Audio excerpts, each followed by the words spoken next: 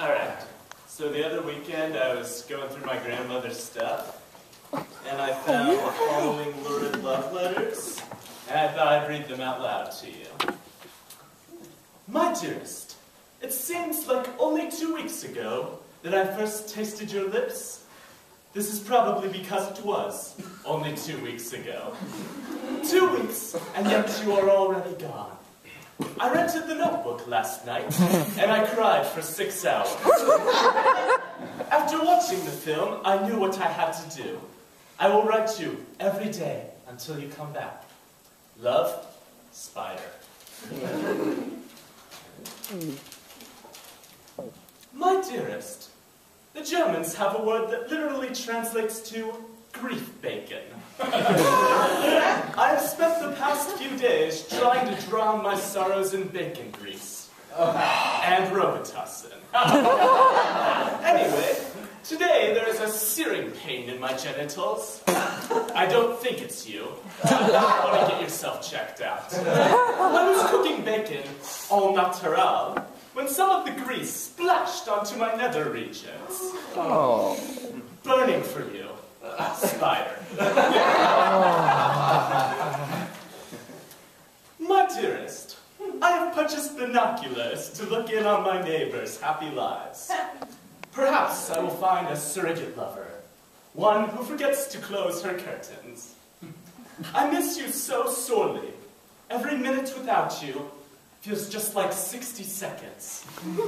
Love, the all-seeing eye.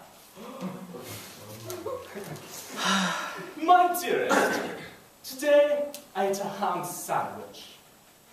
At least I hope it was ham. Love, Spider. P.S. There are centipedes everywhere. I believe I have contracted food poisoning. My dearest, I thought of you today. As I walked to my fridge to get more Ben & Jerry's, I spied elderly Miss Johnson in the nude. Her saggy figure was analogous to yours. Seeing her bent over the kitchen table, turkey baster in hand, reminded me of that blessed afternoon we spent out in my backyard in the doghouse. That one's not a metaphor. It actually happened. My dearest, after spending 7 weeks in complete darkness, I decided to go to the grocery store as I had subsisted on nothing but Pop-Tarts and high C for the past 12 days. When I walked out the door, I was blinded by the sun, and my skin began to blister. I have developed vampirism. Later that night, I rented Bram Stoker's Dracula and some vampire-themed pornography on my grandmother's credit card.